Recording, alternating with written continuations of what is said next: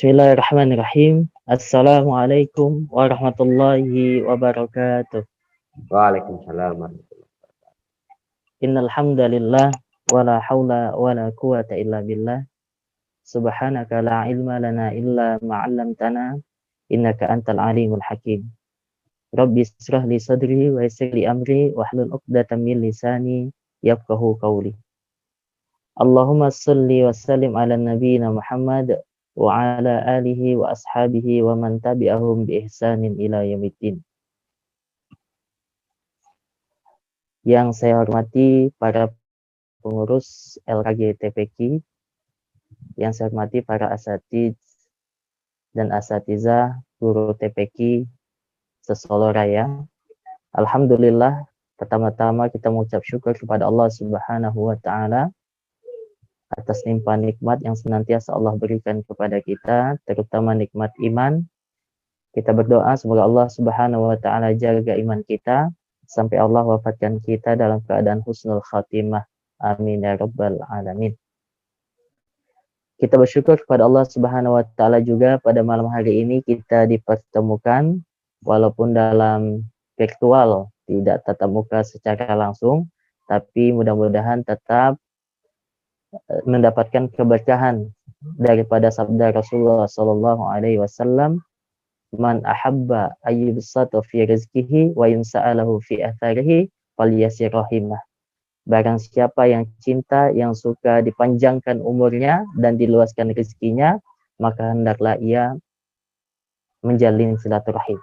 Mudah-mudahan pertemuan malam hari ini adalah masuk kategori silaturahim walaupun tidak tatap muka, tapi dalam media virtual.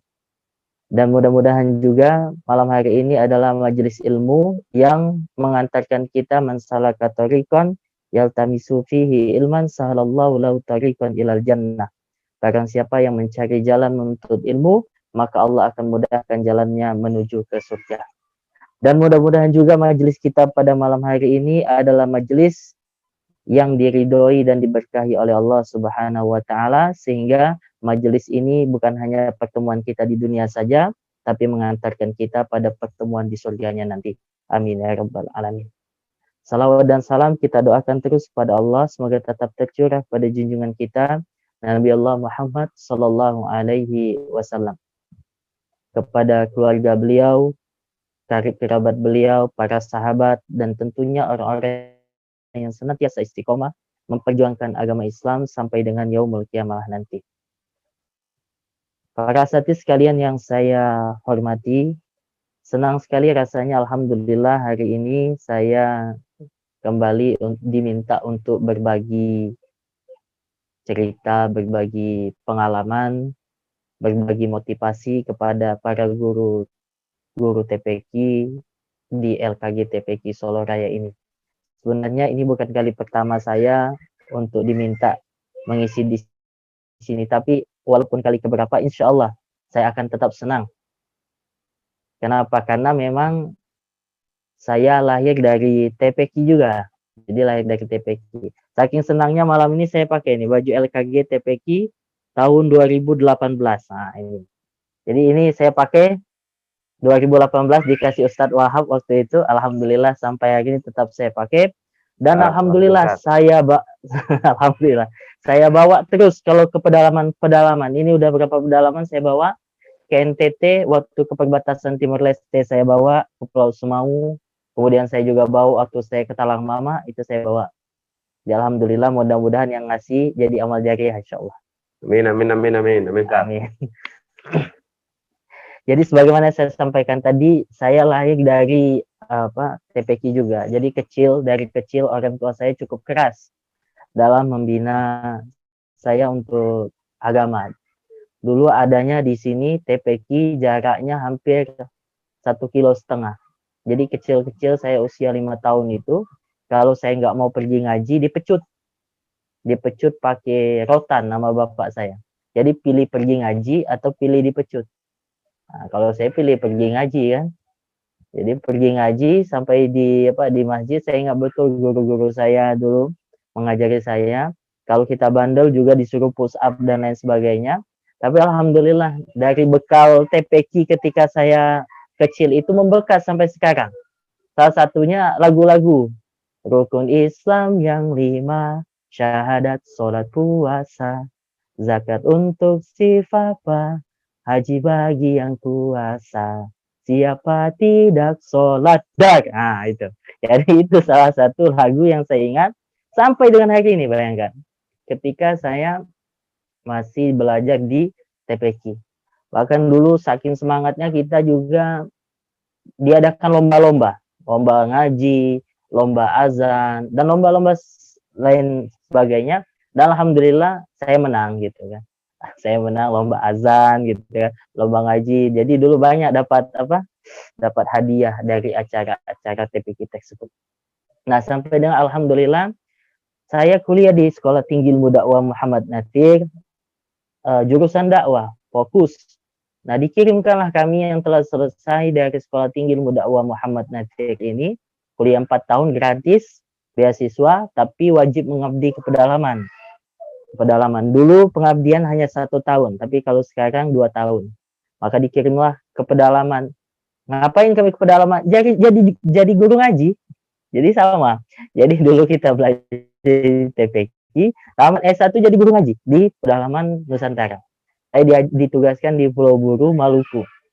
Saya sering cerita, sampai di pedalaman itu sangat miris. Sampai di pedalaman Ikro nggak ada. Saya selalu cerita, saya ingat betul 5 Ikro waktu itu. Santrinya ada 80. 5 Ikro itu pun tidak utuh. Ada jilid 1 sampai jilid 3 ada. 4 sampai 6-nya udah nggak tahu kemana. Ada yang 4 sampai 6-nya ada, jilid 1 sampai jilid 3-nya nggak tahu kemana gitu kan. Ditambah lagi nggak ada sinyal, nggak ada listrik, nggak ada segala macam lah pokoknya. Jadi mereka 80 anak itu semangat antri ngaji. Dari jam 3 sore sampai jam 9 malam, gantian 5 Iqra tadi. Dan hanya ditekankan lampu pelita karena nggak ada listrik. Bukan hanya saya, di tempat-tempat dai-dai yang lain yang bertugas di pedalaman. Tapi alhamdulillah, berkat niat, tekad, dan juga semangat. Bukan semangat saya saja, tapi semangat anak-anak yang ada di pedalaman. Mereka rela untuk belajar. Kadang kita mulai ngaji dari jam 3 sore, selesai sampai jam 9 malam. Gitu kan. Alhamdulillah, anak-anak binaan kita ada yang hafal 1 juz, ada yang hafal 5 juz sekarang, ada yang hafal 20 juz, bahkan selesai hafalan 30 juz. Ustadznya aja belum selesai hafalan 30 juz. Anaknya sudah selesai. Bahkan ada anak mantan pendeta di Maluku. Beliau pasca kerusuhan kan masuk Islam, kemudian beliau dibina, alhamdulillah lulus beliau ke Madinah. Tapi qadarullah beliau ada sakit dalam yang tidak bisa yang menyebabkan beliau belum bisa untuk berangkat ke Madinah gitu. Nah, bahkan ada anak murid kita yang saya selalu ceritakan, Ustadz Alan yang tugas di Kepulauan Meranti. Nah, Ustadz Alan ini tugas di sana banyak suku Akit. Suku Akit ini suku yang dia banyak yang belum beragama. Tetapi ada juga yang sudah beragama. Agama di sana ada Konghucu dan juga Nasrani. Nah, satu kali Ustadz Alan ini didatangi oleh bapak-bapak dan ibu-ibu non-muslim. Dia bawa anaknya yang masih remaja, dia datang ke Ustadz Alan ngomong, "Ustadz, anak saya pengen masuk Islam, Ustadz." Nah, Ustadz Alan kaget, dia bilang, "Lah kan bapak dan ibu masih non-muslim." "Gak apa-apa Pak Ustadz, Islamkan anak saya. Anak saya pengen masuk Islam." Nah, karena permintaan orang tua sang anak, disyahadatkanlah sang anak, kemudian dibina keislamannya sampai dengan hari ini. Alhamdulillah anak itu sekarang sudah selesai hafalan 30 juz. Nah, anak itu hafal 30 juz dari sukunya, anak pertama dari sukunya yang hafal 30 juz, dan bapak ibunya masih non-muslim. Nah, ini cerita-cerita yang kami dapatkan ketika kami berkunjung ke pedalaman, ketika kami bertugas dakwah di pedalaman. Walaupun saat ini saya tidak menetap langsung ke pedalaman, tapi saya selalu terhubung dengan dai-dai yang ada di pedalaman Nusantara. Nah, saya merasakan juga menjadi guru TPQ kan, beratnya bagaimana gitu kan. Maka ketika adik-adik tingkat saya di STD Muhammad Natsir akan diberangkatkan ke pedalaman, saya selalu kalau disempatkan untuk dipersilakan untuk mengisi materi, kepada mereka, saya selalu tanyakan kepada mereka terkait dengan alasan kenapa kalian melakukan ini. Kenapa saya selalu bertanya alasan kenapa kalian melakukan ini? Karena setiap manusia melakukan sesuatu itu pasti harus ada alasan. Jadi saya tanyakan satu persatu sampai kemarin di Bengkulu ini ada 3 orang yang dikirimkan pusat untuk berdakwah di pedalaman Provinsi Bengkulu. Saya tanyakan itu, apa alasan kalian untuk ngambil jurusan dakwah, kemudian siap dikirimkan ke pedalaman Nusantara? Nah, masing-masing mengutarakan alasannya. Kemudian saya sampaikan, setiap orang melakukan sesuatu itu pasti ada alasan, entah dia di bidang kesehatan, entah dia di bidang hukum, entah dia di bidang pertanian, entah dia bidang apapun gitu kan. Dia melakukan sesuatu pasti ada alasan. Termasuk kalian yang ambil jurusan dakwah, termasuk saya juga dulu yang ambil jurusan dakwah, mengabdikan diri untuk berdakwah pedalaman, menjadi guru TPQ di pedalaman. Kemudian saya sampaikan, tidak ada alasan yang lebih besar, yang lebih mulia ketika kita melakukan sesuatu itu, melainkan daripada alasan keimanan. Jadi sehebat apapun kita melakukan sesuatu, kalau alasannya bukan alasan keimanan, rapuh.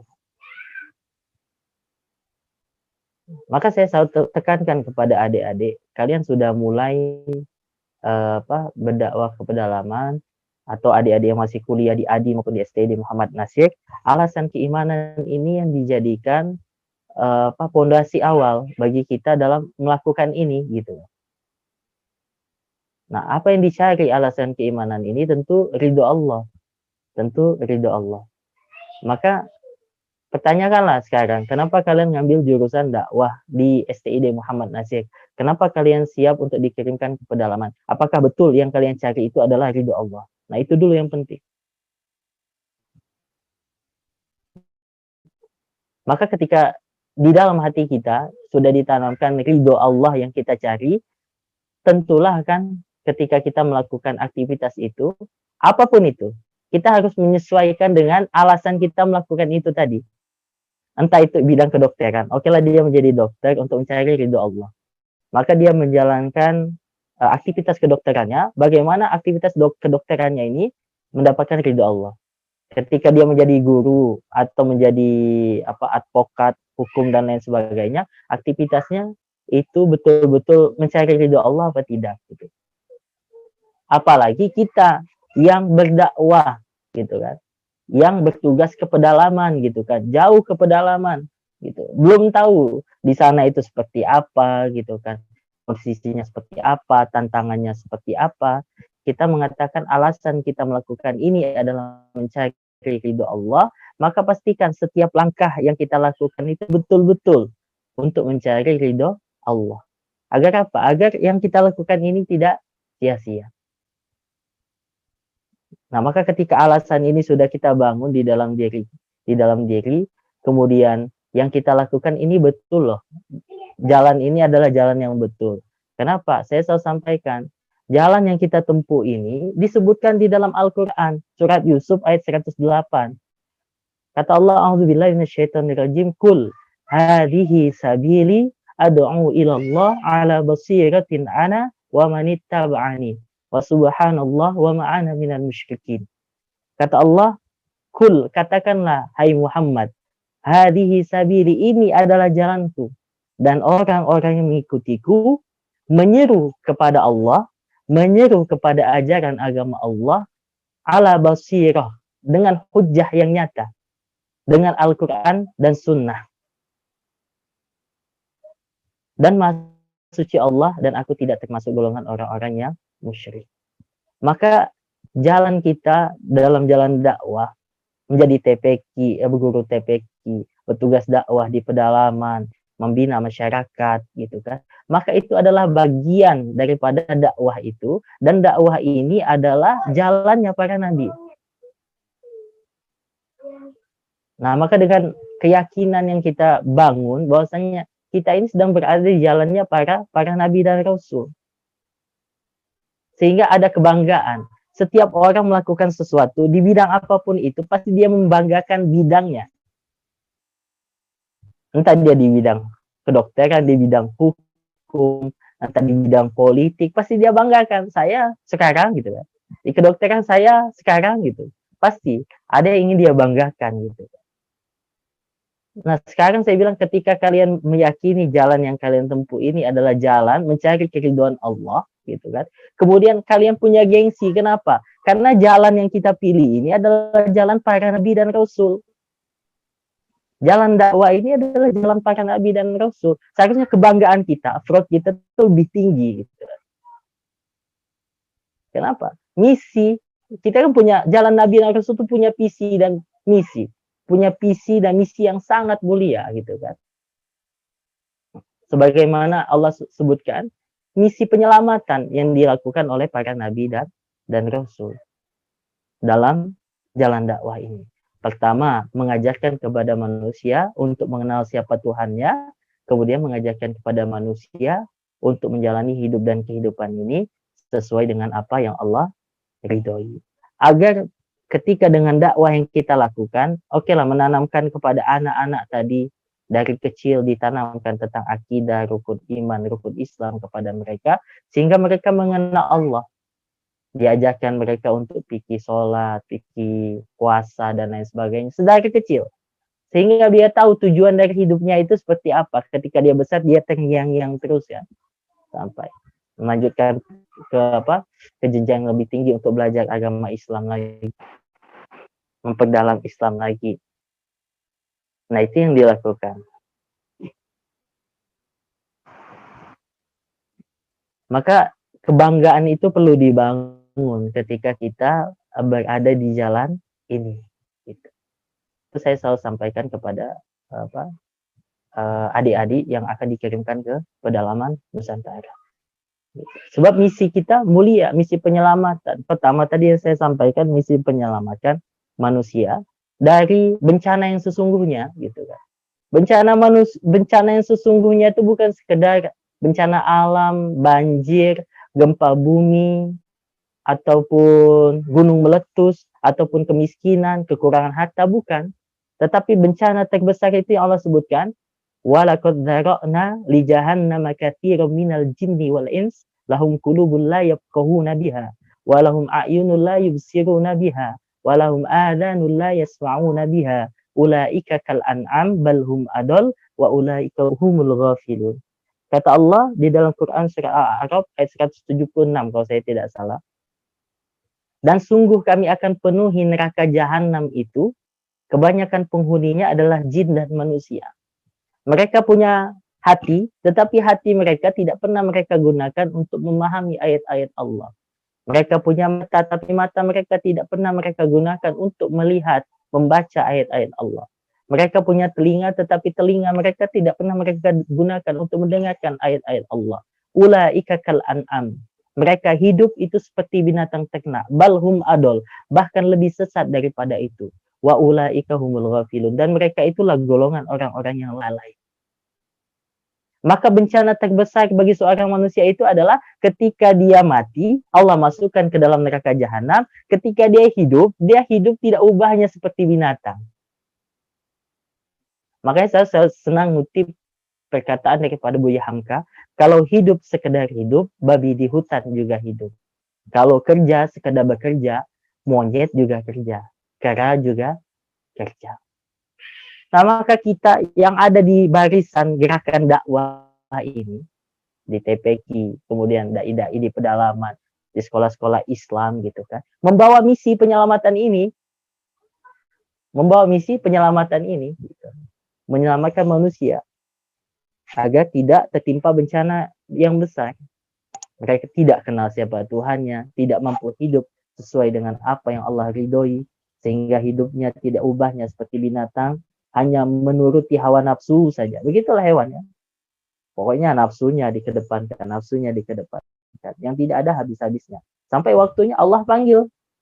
Allah cabut nyawanya, mati, masuk neraka gitu kan. Udah hidup kayak binatang, mati masuk neraka. Nah, garda terdepan dalam gerakan dakwah ini itulah dimulai dari guru-guru TPQ. Itu garda terdepan loh. Kenapa? Karena fondasi dibangun itu kan sejak dari kecil. Dari kecil anak-anak ditanamkan tentang akidah, diajarkan bagaimana beribadah, kemudian bagaimana menghormati orang tua, dan lain sebagainya. Menurut saya itu jadikan modal sebagai kebanggaan bagi kita. Selain juga misi kita ini betul-betul menyelamatkan dari azab di dunia, dari bencana di dunia. Kenapa? Karena tanpa adanya dakwah, pasti Allah akan azab tempat itu. Bahkan sebelum Allah Subhanahu wa taala menghancurkan sebuah kaum, membinasakan sebuah kaum, pasti Allah berikan peringatan dahulu dengan dakwah. Seperti kaum Nabi Nuh alaihissalam. Sebelum Allah Subhanahu wa taala tenggelamkan kaum Nabi Nuh, diutus dulu Nabi Nuh untuk berdakwah kepada kaumnya. Inna arsalna Nuhan ila qaumihi an anzir qaumaka min qabl ayyatiyahum adzabun alim. Diperintahkan Nabi Nuh dulu beri peringatan kepada kaum Nabi Nuh. Diajak mereka untuk kembali bertaubat kepada Allah. Tetapi kaum Nabi Nuh enggak mau. Mereka tetap ingkar. Dakwah sudah dilakukan. Maka yang terjadi adalah Allah Subhanahu wa taala hancurkan mereka. Allah tenggelamkan mereka. Kaum daripada Nabi Nuh alaihissalam, kecuali orang-orang yang mengikuti dakwah Nabi Nuh alaihissalam. Begitu juga kaum-kaum setelahnya. Kadzabat Samudu 'adun bil qari'ah fa amma Samudu fa ahliku bitaghiya wa amma 'adun fa ahliku birihin sarsarin atiyah. Kaum Ad dan kaum Samud mendustakan tentang adanya hari kiamat. Tidak ada bahwasanya surga dan neraka itu enggak ada. Bahwasanya yaumul hisab, yaumul mizan itu enggak ada. Padang mahsyar itu enggak ada. Itu dongeng-dongeng daripada para nabi saja. Mereka nggak mau diajak bertobat oleh para nabi, nggak mau kan? Akhirnya apa? Akhirnya kaum Samud dibenamkan oleh Allah, dibalik desanya kan, dibenamkan oleh Allah. Kaum Ad dikirimkan angin, puting beliung, badai kan? Kalau kata kita sekarang tuh 8 hari berturut-turut memporak-porandakan mereka. Habis. Begitu juga Fir'aun laknatullah alaih. Allah tidak serta-merta langsung mengazab Fir'aun gitu. Tetapi dikirim dulu utusan. Idhab ila Fir'aun innahu tagha. Pergilah kepada Fir'aun, sesungguhnya Fir'aun telah melampaui batas. Tidak Allah Subhanahu wa taala timpakan azab langsung kepada Fir'aun. Tapi Allah Subhanahu wa taala kirim dulu para nabi utusan melakukan dakwah kepada Fir'aun. Fir'aun enggak mau gitu kan. Apa yang dilakukan oleh Allah? Baru Allah azab setelah dikirim utusan gitu. Faraqna ala fir'auna wa antum tanzurun. Dan kami tenggelamkan Fir'aun dan bala tentaranya. Sampai sekarang kalian akan tetap bisa menyaksikan sisa-sisa azab yang Allah ingin perlihatkan. Yang diberikan kepada Fir'aun. Nah, sampai hari ini di Mesir kan masih ada mumi daripada Fir'aun. Jadi misi kita ini, dakwah ini, misi penyelamatan. Gitu. Tanpa adanya amar ma'ruf nahi munkar yang kita lakukan, tanpa adanya dakwah lagi guru-guru TPQ, gitu kan, maka Allah Subhanahu wa taala akan timpakan azab. Kalau kemaksiatan sudah merajalela, nggak ada lagi guru-guru TPQ yang mengajarkan agama, gitu kan, nggak ada lagi dai-dai yang berdakwah, gitu kan, kemaksiatan merajalela, kemusyrikan merajalela, maka sangat mungkin Allah Subhanahu wa taala akan timpakan bencana. Wallahu alam. Saat ini kita sedang dirundung musibah. Kita ucapkan inna lillahi wa inna ilaihi raji'un kepada saudara-saudara kita yang ada di Kalimantan Selatan, yang ada saudara kita di Sulawesi Barat. Gitu. Itu musibah bagi mereka, kita ikut berempati. Tapi kita mengambil iktibar daripada itu semua. Kenapa? Karena yang punya banjir, yang punya air itu Allah. Yang punya gempa bumi itu Allah. Jadi menggerakkannya kemana saja itu adalah kehendak Allah. Tapi Allah sampaikan, kenapa sampai terjadi kerusakan, musibah dan bencana? Zuharal fasad fil barri wal bahr bima kasabat aydin nas liyudhiqahum ba'dalladzi amilu la'allahum yarji'un. telah tampak kerusakan di darat dan di laut, kata Allah, tidak lain dan tidak bukan ulah daripada tangan-tangan manusia itu sendiri. Liyudhiqahum ba'dalladzi amilu, supaya mereka merasakan akibat dari apa yang mereka lakukan.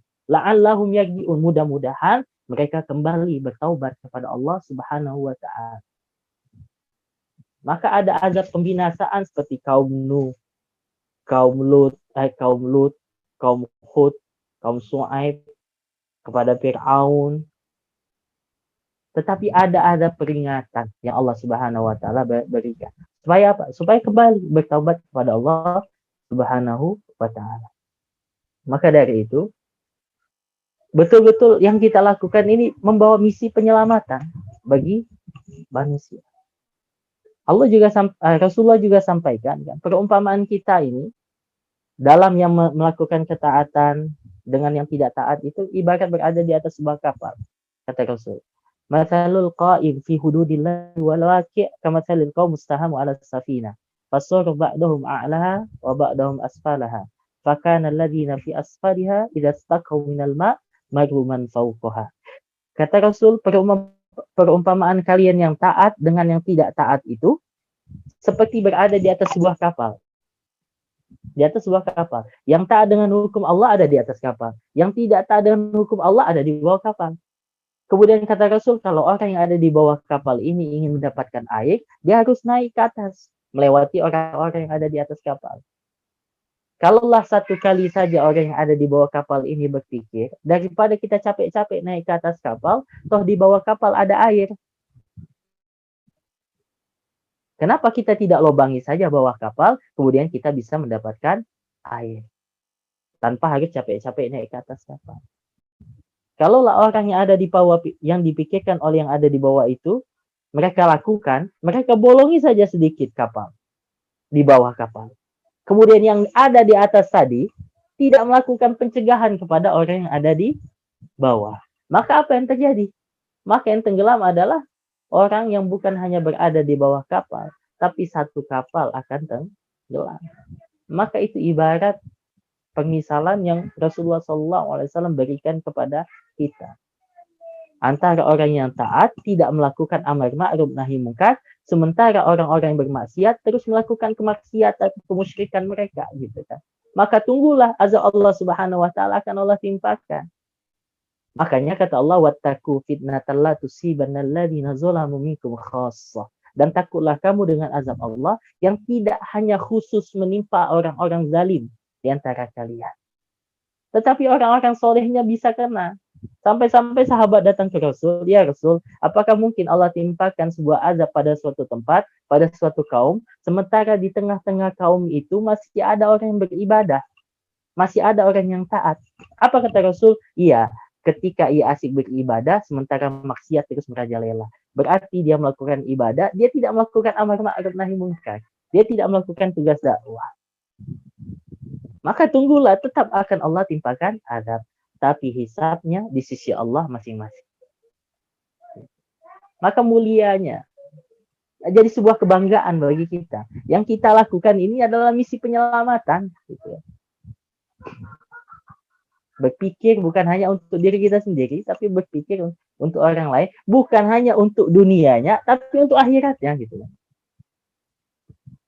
Ada orang berpikir baik gitu kan, baik, tapi untuk dunia orang saja gitu. Sesayang-sayangnya orang tua kepada anak, semua fasilitas dia berikan gitu kan. Sekolahnya dia tinggi, pokoknya sekolah tinggi, dia bayari semua gitu kan. Kenapa? Karena sayangnya dia kepada anaknya, fasilitas diberikan semua.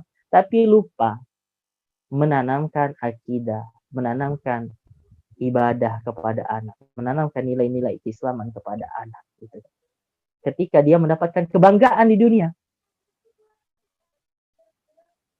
mendapatkan kebanggaan di dunia, tapi ketika masuk kubur nanti anaknya untuk mengangkat doa Allahumma firli wali walidayya warhamhuma kama rabbayani shaghira, enggak mampu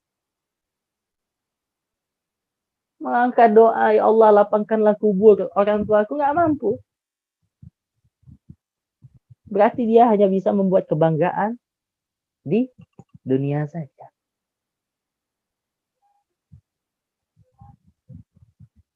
Nah, maka ketika kebanggaan itu sudah terpatri dalam diri kita nggak sungkan kepada orang. Ketika ditanya apa profesi kamu, guru ngaji. Kalau guru ngaji minder gitu kan. Kenapa kamu pilih guru ngaji? Guru ngaji adalah jalannya para nabi. Hah? Keren kan? Apa? Guru TPQ, jalannya para nabi. Jadi ada kebanggaan di dalam diri kita melakukan sesuatu. Itu yang saya sampaikan kepada adik-adik yang bertugas di pedalaman Nusantara. Ketika niat kalian lurus, gitu, maka yakinlah dalam perjalanan nanti Allah akan mudahkan setiap langkah kalian. Yang penting niatnya tadi, alasan tadi mencari ridho Allah. Sebab apa? Kita sudah ada di jalan ini loh. Kita udah di jalan ini, jalannya para nabi gitu kan. Apalagi yang kita cari kalau bukan keridhaan Allah. Kalau kita jalan politik, oke lah, kekuasaan, uang dan lain sebagainya, gitu kan. Tapi kita ini di jalan dakwah. Kita ini membina umat. Apalagi yang kita cari kalau bukan keridhaan Allah dan keberkahan dari Allah Subhanahu wa Ta'ala. Itulah yang kita perjuangkan. Nah, sesuai dengan tema kita, gitu kan, ajak keluarga kita untuk sama-sama membantu gerakan TPQ ini, gitu kan.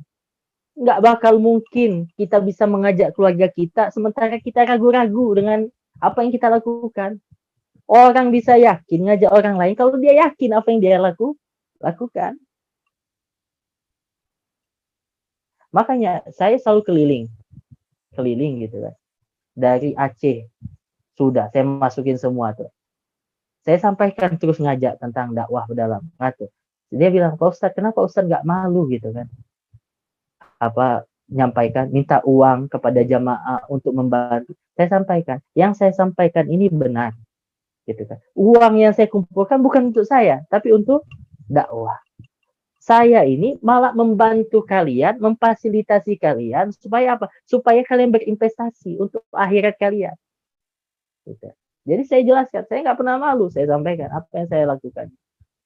Ketika jamaah bertanya gitu kan, Ustaz, kenapa Ustaz berani sekali gitu menyampaikan tentang meminta infak daripada jamaah? Saya bilang, karena yang dilakukan ini betul, dai-nya ada, yang dilakukannya ada, aktivitasnya ada. Gitu. Kenapa saya harus malu gitu kan? Uangnya nggak masuk ke rekening pribadi saya, uangnya masuk ke rekening lembaga gitu. Apa yang saya mesti malu? Kecuali saya money laundry, uangnya masuk ke rekening saya gitu kan, barulah saya malu. Jadi dengan ini membawa sebuah kebanggaan. Jadi saya cerita kepada orang tua, saya cerita kepada istri, saya cerita kepada keluarga. Di mana? Di Dewan Dakwah. Apa kerja? Gitu kan. Ya dakwah gitu. Bukan PNS, bukan saya bilangnya. Dakwah. Gajinya apa? 7 koma kalau Ustaz Suhada dulu bilang kan. 7 hari langsung koma. Itu yang sama dengan Ustaz Suhada gitu.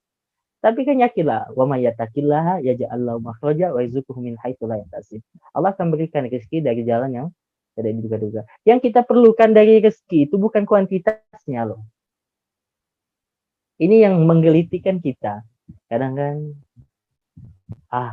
masa dengan menjadi juru dakwah, menjadi guru TPQ yang saya dapatkan tidak seberapa. Yang kita butuhkan dari rezeki itu bukan sekedar kuantitasnya, tapi keberkahan daripada rezeki tersebut yang kita butuhkan. Sehingga menyebabkan kita merasa tercukupi. Wa may yatawakkal 'alallah fa huwa hasbuh. Gitu kan. Maka kita merasa tercukupi dengan itu. Bahkan yang masih bujang, mungkin ada guru TPQ yang masih bujang gitu kan. Melamar seorang gadis gitu kan. Saya bilang kemarin saya ikut ngelamarin ada dai kita yang ngabdi di Bengkulu. Orang Lamongan kan, ngabdi di Bengkulu gitu kan. Saya bilang yang penting tugas antum hanyalah menyampaikan lamaran. Soal diterima atau tidak diterima yaitu keputusan Allah Subhanahu wa Ta'ala gitu kan. Allah yang menggerakkan hati. Jadi gimana Ustaz? Sampaikan aja apa yang ada gitu kan. Gitu. Oke. Udah habis ya, Tat? Oke. Jadi mudah-mudahan apa yang saya bagikan, saya bercerita pada malam hari ini lebih ke banyak true story. Jadi lebih banyak pada apa yang saya alami selama ini juga dengan dai-dai Dewan Dakwah. Menurut saya yang dilakukan oleh guru-guru TPQ Sosolo Raya, sama juga yang dilakukan oleh dai-dai Dewan Dakwah Islamiyah yang bertugas di pedalaman Nusantara. Nah itu sesuai dengan tema hari ini, ya sama yang ingin saya sampaikan pertama terkait dengan niat kita dalam mengambil alasan kita, mengambil jalan ini gitu kan. Kemudian menjadikan jalan kita ini sebagai sebuah kebanggaan. Tentunya kebanggaan itu dibangun dengan sebuah alasan dalil-dalil. Apa yang kita lakukan ini tuh tertuang di dalam Al-Quran, tertuang di dalam As-Sunnah gitu kan, yang kita lakukan ini. Sehingga dengan kebanggaan itu kita nggak malu untuk mengajak orang terdekat kita terlebih dahulu mengenalkan tentang program ini gitu kan. Apalagi nanti sampai ke lingkungan yang lebih luas. Nah, mudah-mudahan yang saya sampaikan pada kesempatan yang berbahagia ini dapat bermanfaat. Terima kasih.